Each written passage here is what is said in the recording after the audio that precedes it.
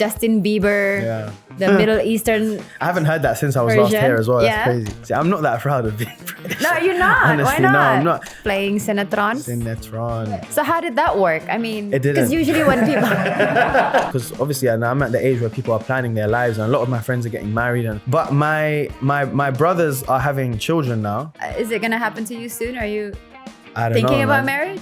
marriage?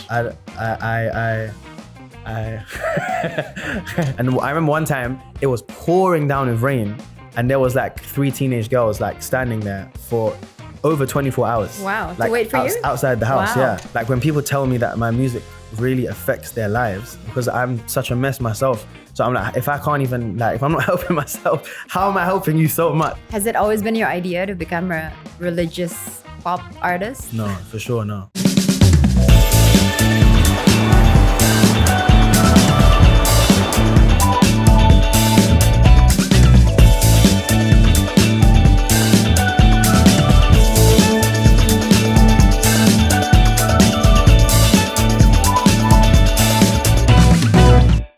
TS Talk sama aku lagi Marianne. Kali ini kita kembali menjamu tamu internasional. Jadi kita sekarang kedatangan a British singer, Harris J. Hi.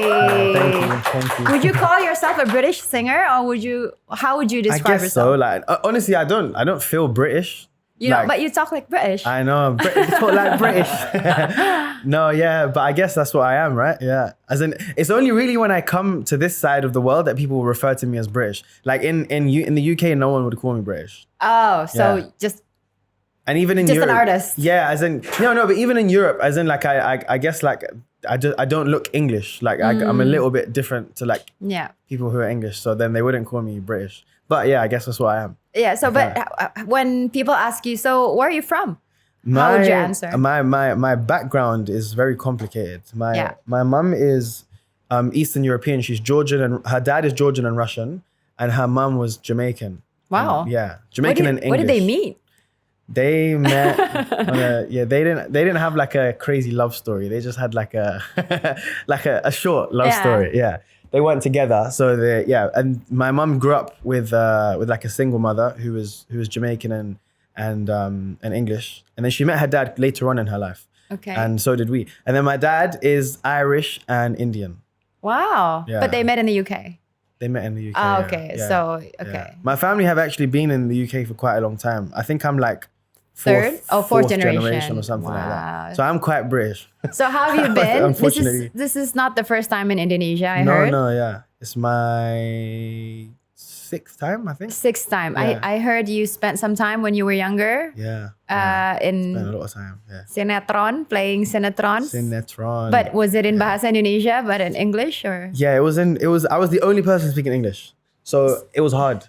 It was very hard. So how did that work? I mean, It didn't. because usually when people, that's why it was short lasted, yeah. No, yeah. No, as in, it was really fun. I really enjoyed it, but it was tough, obviously. I grew up acting before singing, because I went to like an acting school. Was it the Brit school? Yeah. So I okay. went to, you've done research. Everyone researched. I've researched you. I know your whole life already. Yeah. No, I'm just kidding. No, I'm trying to dig things that is not, that cannot be found on the internet. Okay. So I don't want anything that people can find on All the of these internet. things can be found. Exactly. So I want to know you're more. going to get there though, innit? Yeah, we'll get there. Okay, yeah. So I was acting before I was singing, and I thought this was like my first proper like acting gig though. Like I did some stuff for fun back home. But so when I came here to do that show, it was like my first proper acting gig. So I thought, and I was really excited. But when I realized that everyone's speaking Bahasa and it's just hard to know when to say my line. Basically. Right. Because I didn't know the scene too well. Like I didn't really know what was going on. There would be like 5-6 people speaking before me, and I just had to memorize who's the last person to speak before my line. Right. Yeah. And So you don't exactly know the whole context not really, of the no. scene. No, I just kind of work it out as I'm going along. But Right. so it was a bit challenging, but it was a lot of fun. It was a But lot of who fun. brought you to Indonesia in the first place? It was the TV station. Oh, so Yeah. so you were a singer already, right? Because Yeah. I saw like old videos of you. You were so young. You were like this Justin Bieber, Yeah. the Middle Eastern. I haven't heard that since I was last version. here as well. Yeah. That's crazy. Yeah. So Yeah. that's how they found you, and then they casted you for this TV series. Yeah. I think I had only come one time before I came for that. Right. I came in at the end of 2015, and then they brought me back in 2016 for that. You were probably in your teens, no? I Yeah. was 17. Do you know any words in Indonesian at all? Do you still remember I any? feel like, do you know any words? I know. I'm not asking for a sentence, just a word. I know apa kabar, and I know Okay. terima kasih. I know some of the food names. Yeah? Yeah. So how long did you spend time here? When Yeah, you were this is the thing. I knew a lot more when I was Yeah, younger yeah. because I was spending a lot more time here. How long were you here for? The longest time I was here for was 7 weeks. Oh, okay, that's Yeah. okay. That's like It's a my long holiday. Oh, wow. No, I'm No, joking. that was a long time for me. I can't lie. I'm joking. Yeah. All right, so I actually want to reintroduce you to our audience. So we call our Okay. audience Teman Setia, which is loyal friends. It stands for TS, right? Teman Setia. Lawyer friends. Loyal friends. Oh, loyal Teman friends. is friends. Oh, really nice. Setia Yeah. is loyal. Yeah. So hopefully they are loyal watching us. So let's start here. Is Harris J your real name or your stage name? That is my stage name. What were you born? My name is Al Harith. Oh, Yeah. so it's a Muslim? It's a Muslim name. It's an Arabic name. Okay, Arabic. It means the sower. The sower, like not in terms of like sewing clothes, like Yeah. the sower of like, I guess like deeds or something. It's like the thinker or the I don't actually know the definition of the sower that well, but yeah, it's the sower. It's just too complicated to say for most people where I grew up. Yeah. So, and also a lot of my family weren't Muslim growing up. So like, Okay.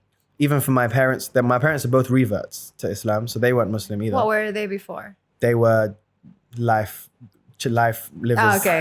No religion before. And then No, they yeah, decided to Yeah. get into Muslims. Okay. Yeah, so my dad reverted first, and then my mum. They were just like in a relationship, and then Yeah. my dad reverted, and he broke up with my mum. He said, "I can't do this anymore." And then and then my mum said, "Why?" And then my dad explained, and then she said, and then she was just like taken aback, like, "Wow, this must be a serious thing for you to change your whole life," Yeah. because they were in love. They were together for like 4 or 5 years, and and then so she went away and learnt, and then she came back like a year and a half later and said that she also wanted to become Muslim. All right. And then she was like, "You kind of have to marry me now," because basically, yeah. And Well, yeah, it's life changing, right? When you choose a faith. Exactly, yeah. Yeah. I mean, it doesn't have to be, but it should be. Yeah. So Yeah. how did the Should name be. Harris come about? So my grandmother was Irish from my dad's side, and she just was like, I'm not saying that word, that Al Harith. She was like, she couldn't say it. She was like, I'm not saying what to her. It just sounded like a sound. She was It's like, El Harith. yes, Al Harith, yeah. So it's like El Harris. The Kind of. Harris. Yeah, it's close to Harris, right? Yeah. So she was comfortable with the name Harris, so she called me Harris from when I was a baby. So I was, and we lived together as well. So in our house, I was called both Harris and Al Harith, and even in school and just in London, people knew me as Harris. People who couldn't say Al Harith.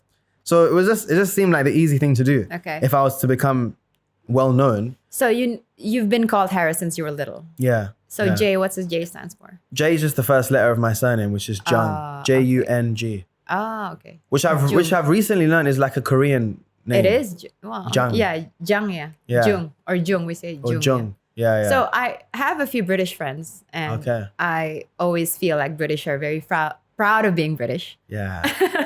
So what is the most British thing about you? See, I'm not that proud of being British. No, you're not. Honestly, Why not? no, I'm not. I mean, I'm just a straight shooter. I'll tell you, like, honestly, for me, look, if I'm going to be brutally honest, the British, like, messed up, like, the whole world. Like, as in, if I'm going to be brutally honest, and especially where I come I love from. this, yes. Yeah, Continue. like where I come from, all of my ancestors, like as in I told you, my mum's mother was West Indian, so she was transferred from Africa to the West Indies, and as in her family were so the British messed up, obviously Africa as we know. Yeah.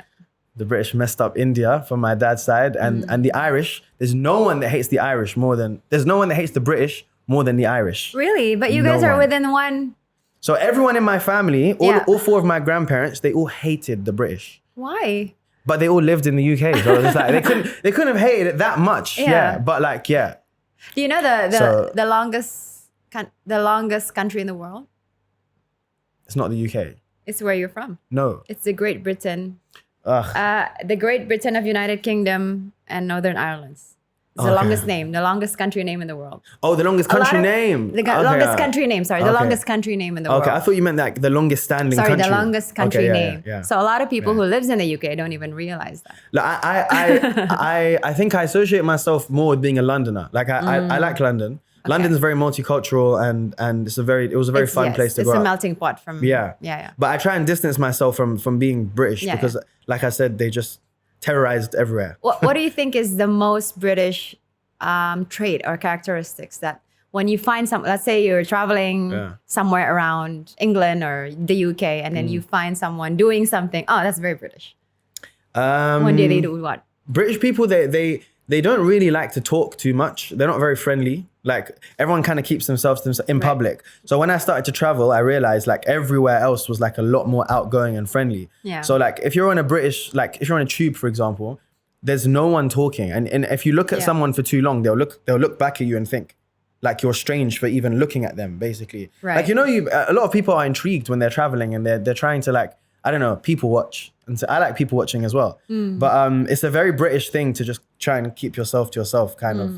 And I realized that after I started traveling, everyone was so nice. Right. Like everyone's so nice around the world. Yeah, that's true. I think I can see the culture is quite individualistic, right? They mind their own business, which in a way is great because you respect other people's privacy and personal space. You're right, though. They are very patriotic. Yes. And that's why that's what I feel. Yeah, They're that's very why patriotic. I don't feel like I'm British because I'm not patriotic to the UK. Yeah. As in, for sure, no way. Really? Like, no way. So how like, do you, I don't know, what do you identify yourself as?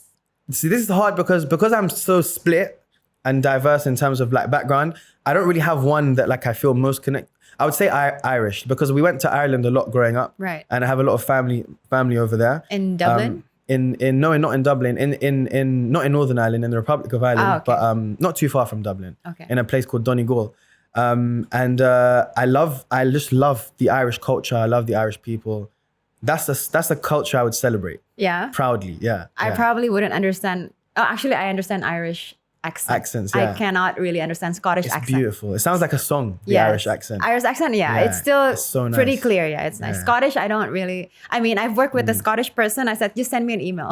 Yeah, Scottish Because if I talk verbally, I wouldn't understand the accent. Scottish is a bit thick. Very, very thick. Yeah. Right. Yeah. Is there a favorite country from your travels? Well, Ireland is beautiful. It is beautiful. New Zealand is also. Right. Well, we're talking in terms of scenically, then yeah. Yeah, any experience, I think. Okay. Well, beautiful would be New Zealand, I agree. What about just the whole experience that makes you, oh, I want to go back there? South Africa. South Africa? South Africa was which very city? nice. I went to Durban and Johannesburg and Cape Town. Yeah, but I don't know if what made it so special for you? It was the first time I traveled for work, but like it was just like it's just vast. Like it's just massive. Yeah. It just feels massive. Yeah. And yes, again, scenically it's beautiful. The beaches are amazing. I'll be honest, I'm more of a city person, but that was the first time I kind of stepped out of my comfort zone and felt like, wow, I could live somewhere like this. Like it was really nice. But honestly, I think for my favorite is Portugal. I just remembered. Lisbon? No, Porto? in the Algarve. Oh, Yeah. I've never been. Yeah, the Algarve is beautiful. It's so Right. nice. We go there quite often. It's so nice. If you could live anywhere in the world, where would it be? I think Portugal. Portugal? Yeah. It's very Just close 'cause to I'm home used as to it. well, right? Yeah. So you're 27, 28? Yeah. Would you consider yourself a Gen Z or millennial?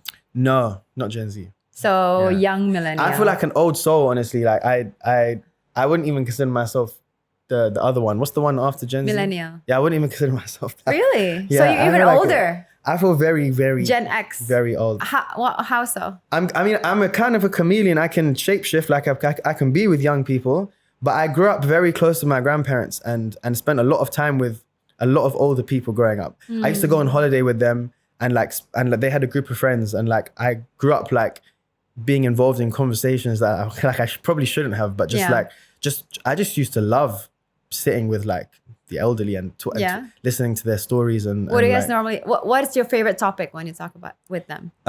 So we used to talk a lot about they were very interesting people, my grandparents, and then because they came from such different cultures, we used to talk a lot about what London was like when they were young, which was just so different. my grandmother was an actress, so I used to talk a lot about that with her. This is the West Indian one? No, this is the Irish The grandmother. Irish side, Yeah, okay. yeah. And we also used to talk a lot about sports. She used to love sports as well. Yeah. And I used to go watch the golf tournaments with her and the tennis, the Wimbledon and stuff like that. I don't know. I just always preferred, it's crazy because even at the age of like 14, 15, when most friends don't even want to look at like their parents or their grandparents, most kids, don't want to look at their parents or grandparents. I used to enjoy like going to watch old movies in the cinema with like my grandmother. Yeah. That was like my favorite hobby. What's your favorite movie? I'm not gonna lie, I'm very simple with movies. Like I just like rom-coms. Oh yeah, no, me too. Yeah. Like I don't watch anything You don't else. want to think, right? Yeah, you just want to be exactly. entertained. Yeah, Exactly. Yeah. And I definitely don't want to be scared. Okay, what's your favorite rom-coms? Don't worry, it can be as cheesy as possible. Yeah, I like Mr. and Mrs. Smith is like my favorite movie. Oh, ever. okay. Yeah, that's fun. Yeah. I've probably seen that 10 times. Yeah, it's fun to watch. Yeah. I think that's my favorite movie ever. Yeah, and then I like Just Go With It with Jennifer Aniston and Adam Sandler. Yeah, just literally the most cheesy films. Ah. Yeah. I feel like the reason why is what I always tell people is that my life is complicated enough. Like you said, I just want something simple. Yeah. Has a nice ending and Yeah. it's fun and makes me feel good after, basically. Who's your closest circle? Are they your friends? Is it family or? I would say my family with like incorporated with a few of my friends. Yeah. Yeah. Are they all from your childhood? Yeah. Or people you meet as an adult? I meet a lot of people traveling that I have like really close relationships with, but they obviously they're kind of secluded out from my normal life. Right. But when I go to places like, so sometimes if I go to Canada or if I go to Dubai, I have people that I met like 10 odd years ago that I'm really close with, but like none of my family know them. So it's just a bit, it feels a bit weird, but So you have friends all over the place? yeah, I'm sure you do as well. Like you travel a lot. I have a lot of friends all Yeah. over the place, but Yeah. my closest ones actually live here. Yeah. Luckily. Yeah. That's good. Luckily. But yeah, I do Yeah. have friends all over. But it was interesting. You said something about normal life. Far from your normal. What is a normal life for you? Yeah, I think I'm trying to work that out right now. I changed my mind about I'm very bad at planning. I can't plan to save my life. Like I can't plan next week. Forget like next You have year people or for that, anything. no? I guess so. Yeah, we do. But I try my best because obviously I'm at the age where people are planning their lives and a lot of my friends are getting married and planning this and that. And I change literally from week to week. I change my mind about where I want to live, like in terms of what country. So right now I'm trying to figure that out. I actually don't know what country I want to live in. Last year I had my sights, like I was perfectly set on Dubai. I'm going to live in Dubai for sure. Yeah. And then a couple of things happened that changed my mind and now I'm just trying to work that out. So I don't really know what a normal life is for me yet. But my brothers are having children now. I'm the eldest, and my little brothers are having kids now. How old is he? So one of my brothers is 26. Yeah. The other one is 24. And yeah, and So they're it's all both having- boys, 3 boys in the family. There's 3 of us, and then there's 2 younger sisters. Okay. One of them is Still 20, in school. Okay. and one of them is 18. Right. And they're all married, That's a apart big from fa- the 18-year-old. They're all married, even the Yeah. 21-year-old? 20-year-old's married, Ah. 24 and 26. And then, Is it going to happen to you soon? Are you I don't thinking know, about man. marriage? I don't Marriage? know. I You can think about it. It doesn't mean you have to do it. We'll come back to it. We'll come back to So it. no one in your life that's serious. I feel yet. like there's always someone like in people's lives, no? That like otherwise, like I don't know. I wouldn't be able to exist if there was nothing. Oh, so there's always someone. Yeah, I feel like for me, I have to always be speaking to someone Okay. because So otherwise. is this also all over the world, or it's a UK based someone? No, of course, because because I travel so much, it can be Yeah. anywhere. But Okay. like, if I'm not exercising that part of my brain, then I kind of feel like Yeah. like a lunatic. Like I need to be exercising that part of my brain. I just feel like it's healthy for me. So yeah, I have to be speaking to someone. But you're Otherwise- single. Yeah, for sure. You're single. Yeah. But I guess relationship also kind of inspires music, right? When you Yeah, when you exactly. perform, when you write music, etc. So Exactly. talk about music. Yeah. You actually choose to represent your faith through music, and it's quite apparent, and you're known for that. Was that something that came easy and acceptable when you first launched? I didn't really think about it, honestly. I feel like I've been asked this a few times and I always try to come up with like some clever answer. But if I'm honest, I just didn't think about that. I was just really trying to get out of my my surroundings that I was in when I started. I was 16 and I wasn't going through a great time like at home and stuff. And I just wanted my life to change. And I always felt like my life was going to take like a massive change. So when the opportunity came along, I loved my religion always. That doesn't mean that I showed it the most respect growing up, and I was distant from it at times, but I always had a love for it, a deep love for it. So when the opportunity came along for me to be able to kind of portray that love and to speak about it, and in doing that, I learned more about it at the same time. Yeah. I was always going to take it. And music was a medium that I hadn't really kind of investigated yet. I hadn't done much singing at all. So when I started to go into studio sessions and work out like what my voice was really like, and that I actually had somewhat of a voice. I didn't really know how good my voice was. Like I heard from people when I was younger, oh, you have a nice voice. You can do this. You're really good. You sound like this person. But it was only when I got into the studio with people that I respected, I guess, that like I believed them. Like, yo. Was this in school or during school, or is it after? I was still in school, yeah. But Okay. I was in studio sessions in different countries. Has it always been your idea to become a religious pop artist? No, for sure, no. It wasn't your idea? No, so it wasn't. it was kind of a team decision. Oh, do you mean from when I started music? Yeah. When I started music, yeah. It was like, I didn't feel like, I guess, I mean, and I would go back to what I said before. I just wasn't thinking about it. It was just kind of being told what to do, and it made sense because it was like, yeah, I get to remove myself from this and do this and speak about my faith and stuff. Right. Which was fine. And then after a while, I changed my mind. Yeah. So where is your biggest fan base?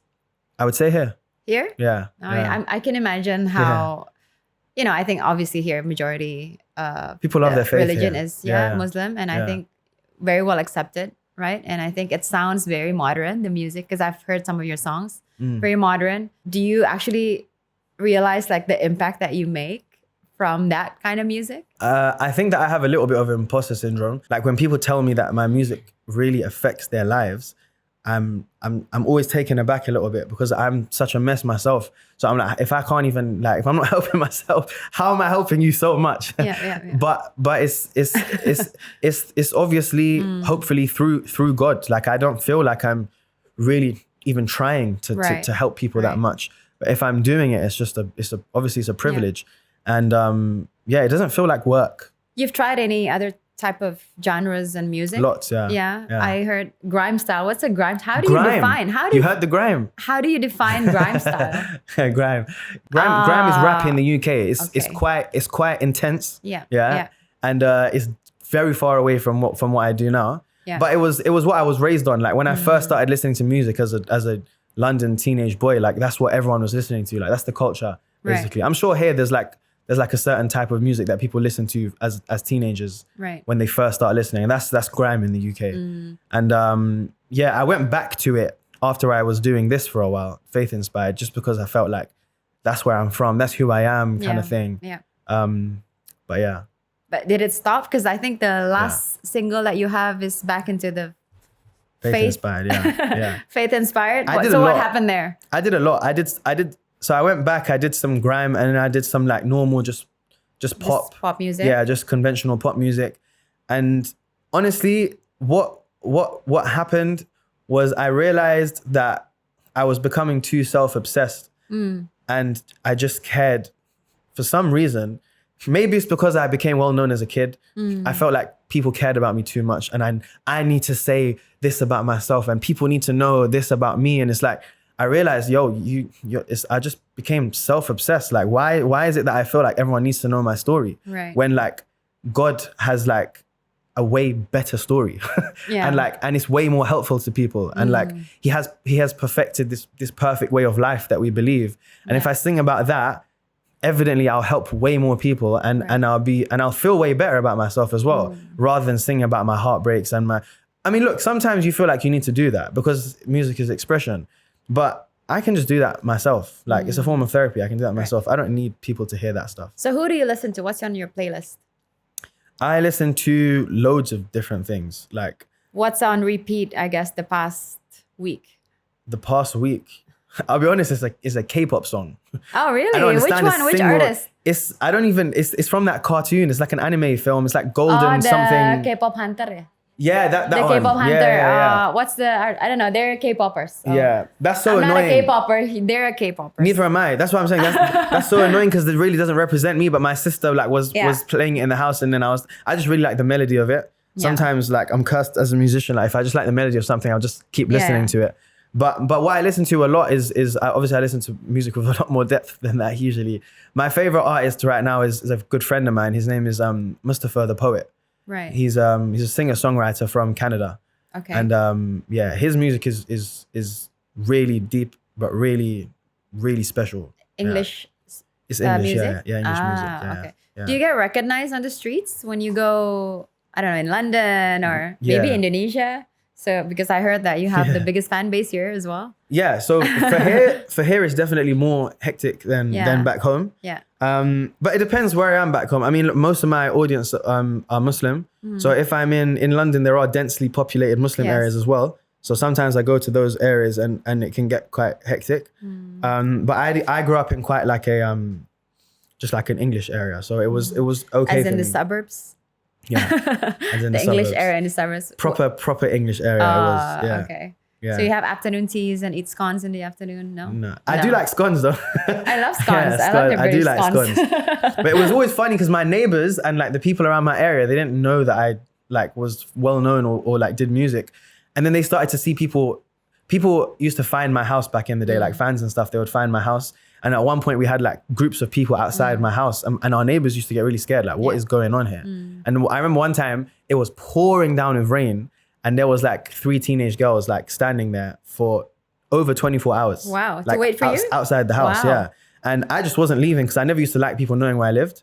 So I just didn't leave the house. And then our neighbors were getting seriously worried. Like, and they're just like, who the hell are you? Like, why, what is going on? They thought it was just like heartbroken girls. Should have like, just gone out and just give them a hug. No, because then it's like a slippery slope. Then again, you have to do it for everyone, right? Basically, yeah. Does anybody else in your family is an artist as well? Like your siblings? No, So just you? they're all very artistic though. Okay. But none of them pursued that path. Not in music? Yeah, I think they saw the damage it did to me and they were like, we'll stay away from that. What's the damage?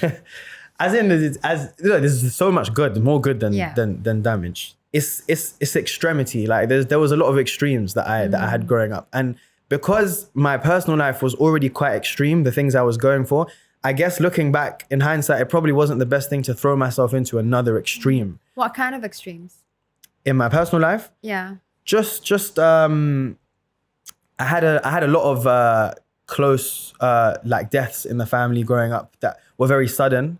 Had a lot of grief around me. I also lost some friends, like it was always like sudden like deaths that like I was kind of dealing with. I also lost someone very close to me to suicide, which like kind of like was the main kind of thing in my life that defined me, I guess. Right. And it was always, and that happened right in the midst of me becoming well known, like right in the beginning of it, kind of when my first album just got released. My actual first tour was the week after it happened.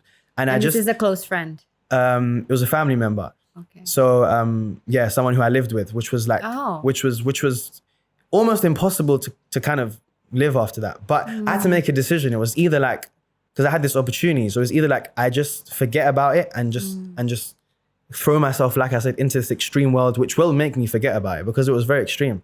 The first time I came to Indonesia was like, there's videos of it, like I'll show you after. It was crazy. It was life changing, and that was enough, just about, for me to forget about what was going on at home. And then you become addicted to kind of running away, and which is not healthy. Obviously. With all this hecticness, it's a good distraction. Yeah, exactly. How are you feeling now? Now I'm grown up, so I had to learn the hard way. Yeah. And that if you try and there's some advice for people out there, if you try and run away from like pain or things that you go through as a child, it will always catch up to you. So how did you handle it? How did you face it? Because you were running away first for the distractions. Time. Yeah. How did you end up facing it and accepting it? Have you accepted it?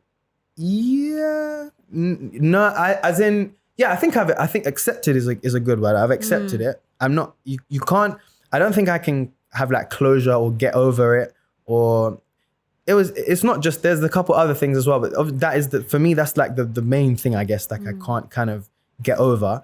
But just honestly, like this is one of the main reasons why I've gone back to faith inspired music is honestly through God. I feel like you have to go through like that kind of like low in your life to really, really like to feel the need for God, basically. And that's what happened to me. Like I really felt the need for that energy in my life. And once I felt that, I knew what it was when I felt it, when it first kind of happened to me, when I first felt like Allah's presence, God's presence like in my life. I was like, yeah, this is the only thing that's gonna kind of. So you go back to faith. Yeah. So what did you learn from that experience? From the experience of loss and grief, and how, I guess, not to let that happen to you or people surrounding you. I think that, I mean, there's healthy coping mechanisms, and then there's unhealthy coping mechanisms. And I did a lot of unhealthy coping mechanisms. So now when people close to me lose their loved ones and like people around me, I think I have a lot of good advice for people going through things like that, because I did a lot of like things that seemed helpful at the time but just weren't helpful. And I learned how to trust God. So I feel like this is if you're going to be a person of faith, this is the thing that you need to do. This is the main goal, the main thing you want to achieve. Because a lot of my family aren't Muslim, and their problem, when I speak to them, is I feel like they can't trust God because they can't see him, and they've had moments in their life where they would have felt like they need him and they didn't feel his presence and stuff. It's very hard to trust something that you can't see it, but it's also very hard to trust something or someone that you don't know. So, but they can have other faiths, right? They can, yeah. But they don't. They don't, yeah. I'm talking about people who don't believe in who God. don't have any. Yeah. Okay. And so what I realized was, look, the more, it's not like rocket science. Like the more you learn about, just like if you have a partner, if you have like family members or friends that you're close to, the more you learn someone, the more you give yourself the opportunity to love them. Like, and if you don't put in that time and effort, and you go and speak to them, you take time out of your day. We're given opportunity 5 times a day to pray in our religion. Like, if you're not taking that opportunity, like seriously, then you won't build up that relationship and you won't build up that trust. Right. And I wasn't taking my faith seriously enough when I was a kid. So it was unfair of me to say that God's not there for me. And it was only when I started taking it seriously that I realized, no, he's there for sure. Like for sure he's there. But I just, I wasn't looking properly. Is that one of the moments that turned your latest EP? Is it called Revive? Revival. It was the story of growth, reflection. Yeah. I didn't actually speak about... Is it from that moment? Yeah. Yeah, I didn't actually speak about this in that EP. It's not really a deep EP. It's more of like an uplifting. I tried to go with uplifting this time. Okay. Because I'm going to release an album next year, hopefully. And I think that will be like the story kind of project. This EP, this project was mainly just to kind of try and uplift people and to let people know what kind of music I want to be singing about. So what was the hardest thing you had to leave behind to become the version of you that we see now? Wow. We're a very serious talk show, so. Wow. Yeah. I've left a lot behind. So we can get nice messages and clips for TikTok. Sure. For sure. It's crazy because I used to be so media trained, and now I threw all of that out the window. Like, okay, this is practice. My version of media training was just trying to get away from anything personal because I was so uncomfortable with my life. We want everything personal. Yeah, but yeah. So I'm not actually uncomfortable anymore, which is why I could answer your question. I think I've accepted a lot, which I don't feel uncomfortable. So I feel like the hardest things to leave behind for me is the memories of people and certain times in my life that are just not healthy to hold on to. Right. Like in our family, we're very big, like we're very nostalgic people. We're hoarders. Like we hold on to things, and that can be a good thing at times, but it can also be a very, very bad thing. It can stop you from progressing through life. And I would not be sitting in this chair. Even I would definitely not be doing music if I was still so obsessed with the grief and the kind of the things that I had to let go just to be able to kind of move on a little bit.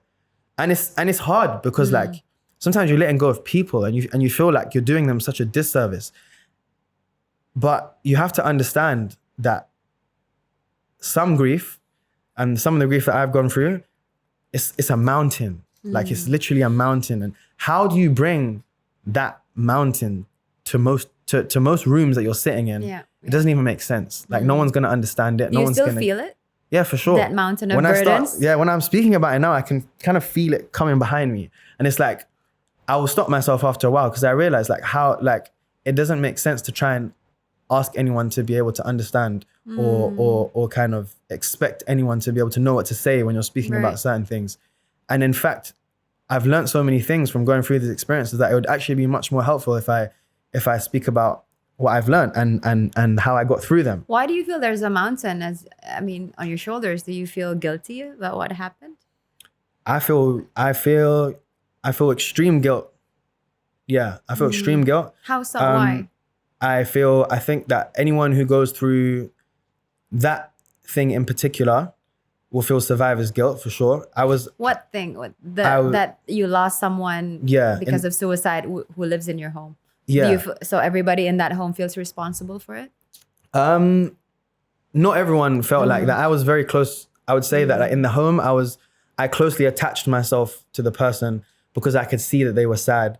And I kind of made it like, as a 16-year-old child, I kind of made it like my whole life goal to keep them kind of alive. Were there signs beforehand? Yeah. There was. Oh, okay. And I was advised by obviously all of my family just to kind of take a step back because I feel like everyone kind of knew where it was going. But I was only 16. Yeah. I'm just like, no. I'm just like, no. As in like, you're so young. How would you know how to handle things, right? Yeah. And now my versions of love and intense relationships obviously are a little bit, I guess, bruised. Like, and I don't really accept love that much. Trust issue? Yeah, I just find it hard to like the feeling of like feeling intense love anymore. Because obviously if it goes that wrong. So you become defensive? Yeah, I guess so. It doesn't feel like that. It just, it feels easy for me because I've spent so many years now just declining it. Right. But yeah, as in when love goes that wrong and you put so much into something or someone and then it goes that wrong and especially as a child, I think just like you just don't really want to be close to people that much after. So obviously I'm trying to learn though. Have you lost friends as you grow? Yeah. Many? Yeah. Many. Yeah. So you become more picky now on the people that you surround with, or? This is again, another aim of life is to not let your experiences, the bad experiences that you've gone through, like affect you too much as a person, and not allow them to make you self-sabotage and take away all goodness in your life. So I just had a nephew for the first time. My brother had a kid. Thank you. My brother had a kid, and it's like that version of love is so beautiful. It's so one-sided. And it's unconditional. And it's unconditional, but it's so one-sided. Like the kid he's a baby, he's 6 months old. He doesn't even know that he loves you, yeah? Yeah. But everyone else finds it easy to love this. But for me, it's like, like, even though it's a baby and there's no danger, the baby's not gonna run away from me or the baby's not gonna leave me, I still feel it even with a baby. Like I just feel scared all the time. Wow. And that's just me being honest. Like, and so with like a fully grown person, I think I would definitely find it hard to. I know. What you mean is you're afraid to lose that person one day. Yeah. But so then. So you become I don't know. I guess the reaction, you kind of detach yourself. Yeah. From feeling that extreme and intense love. Yeah. Because you're so afraid of being attached and then you lose that person. Yeah. Right? Yeah. So as in the golden question. That's why you said I'm not thinking about marriage yet. Yeah. Because you're afraid of that. Okay. But then this is the thing. Obviously, I know I need to like progress in life. Like I want to progress in life, and I want to fulfill the purpose of why I think I'm here, which is like eventually to be like a husband and a father and stuff. So it's not something that I'm just like saying, oh, I'm like this and I'm going to stay like this forever. I'm trying to. You're working through it to change for sure. Yeah. But yeah. So I guess the golden question is it better to have loved and lost than never to have loved at all? Which is like a saying in where I come from. People say that as a saying. They say when people die, a lot of the time, someone will come up to you and they'll put their arm around your shoulder and they say, listen, it's better to have loved and lost than never to have loved at all. That's very true. Yeah. And I'm just trying to convince myself of that, basically. Because for most of my life, it hasn't felt like that. Yeah. It's felt like just... It's a work in progress, right? Yeah. All right, enough serious stuff. Let's play a game, guys.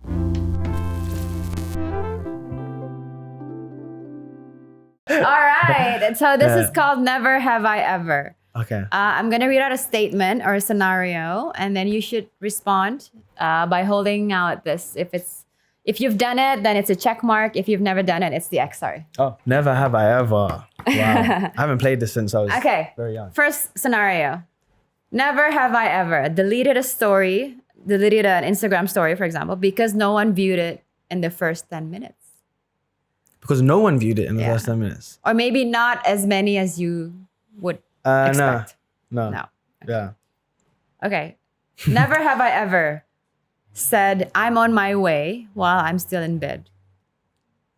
I've done that for sure. Yeah. Not a planner, yeah? Yeah. Never have I ever cried to a song, then hit repeat. Oh, for sure, yeah. Actually, we always repeat it, right? Because it's so yeah. emotional. Yeah. All right, next. Never have I ever listened to sad songs just to feel something. Yeah, for sure. For sure? Yeah. What's the saddest song that you would hear? I think everyone has personal songs. It's like Adele songs, right? Everything is so sad. Yeah, I feel like everyone has their own like sad. Right. What's yours? Sad songs. I have songs that put me in dark places. Yeah, as in, would we know it? Would we know the artist and the song? Yeah, but then the song itself isn't that sad. Okay. It's just your personal. I relate it to a personal time, basically. Which is who or what? And you know what? I don't even want to say it because it's a bad reflection on the artist and the song. The song is not sad. And okay, just the artist then. And my relation. There's one Sia song that Sia, the artist Sia. Oh, Sia, yeah. There's one Sia song that if I hear it, if I heard it right now, like you wouldn't be able to kind of see me anymore. Yeah. Like I'd just go into like a shell. What's the famous Sia song? Unstoppable. Huh? Yeah, so Chandelier. she's really. It's not that song. Yeah, obviously. that's okay. But I'd say there's a song called Jealous by Labyrinth. Have you heard it? No. It's like it's a really or nice probably song. I know, but sometimes all the new songs I don't even know who the singer is. I just listen to it. Oh, I know the song. What he's saying is so like in the verses he's saying, I'm jealous of the rain, the ripples through your clothes. It's closer than your shadow. So he's basically saying that he's jealous of everything that gets to be close to this person while he can't be close to that person. So with me, like I related it to grief, like as in there's just feeling distant from someone and you're just jealous of everything, not even people, just like the rain, the ground, everything that gets to be close to that person. It's a beautiful song though. That's very rich. Yeah. Anyway, never have I ever Googled my own name just to see what's out there. Oh, for sure, yeah. I have to do that a lot. Everybody has, yeah, right? I have to do that you all want the to time. know, right? Yeah. All right, never have I ever taken one photo and spent 20 minutes deciding which one hits. 20 minutes? Well, it could be 5 minutes. I think 20 minutes is exaggeration. Yeah, I'd say like... Think about, which one's better? A couple minutes, yeah. Okay. Yeah. Do you care about that? Like which one to post? Do you post your own things? Yeah. Yeah, you post your own materials? I'm the only person who posts. You don't have anyone else? No, handling? I don't. I'm actually very like protective over that kind of stuff. Oh. Yeah. I don't know why. I guess because I just came protective over my image after a while, like feeling like no one's gonna know me unless it's you know what I'm saying. That so you kind of handle thing. your own account? Yeah. Oh, okay, cool. Yeah. So it's all original from you, yeah? It's all original from me for sure. All right. Yeah. So never have I ever said I'm not even hoping for anything, but then you prayed every night. Oh yeah. Yeah? Yeah. What is it that you most pray for? I pray to be able to feel comfortable like with like having a family, just like a normal thing. Do you know when you see other people find something so easy and you can see how happy it makes them? It's human. You have to pray for it. Like no matter how much I tell myself I don't want it or whatever I've been through, like tells me you don't want that, you don't want that. It doesn't matter. Like happiness is happiness and love is love. And when you see it in the flesh, like of course I pray for it. Yeah. Do you feel like you don't have that? But you have a family. I have a family, yeah. But I know that like I know I keep people at arm's length, basically. Right. Yeah. For sure. Yeah. Apart from the baby. Right, apart from the baby. Because the baby doesn't really... The baby is teaching me, honestly. Yeah, the baby is teaching me, like, really teaching me. It's crazy how much a baby can teach you. Yeah. It's amazing. Yeah. All right, so now you can promote your new EP revival. Wow, music. Finally, music. So when and where we can listen to your newest EP and tell our audience to watch or listen your EP, and where can we do it? My new EP, Revival, which came out last night, is available. Really last night? Yeah, it came out last night. Wow. Yeah. Yeah, this is like the first kind of promo we're doing. Yay! Wow, we feel so special. Yeah.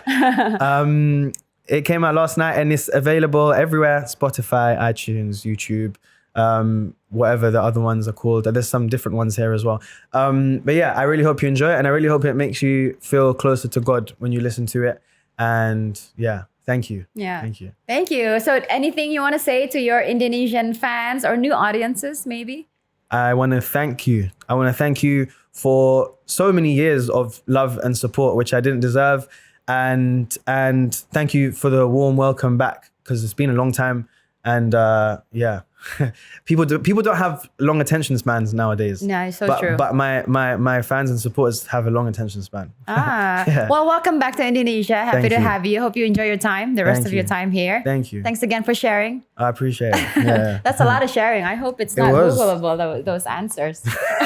Those ones are not on Google. But thank you so much for being so vulnerable and open. And I really enjoy this conversation. Oh, thank you. Thank you. I hope it can help at least one person. Yes, Hope exactly. so, yeah. So when you come back, we play golf, yeah? Oh, yes, please. Thank you, Harris. Thank you Thank so you. much teman saya udah nonton. Jangan lupa kita ada membership di YouTube-nya TS Media Channel dan juga Friendstivity Community. Thank you for watching. We'll see you next time.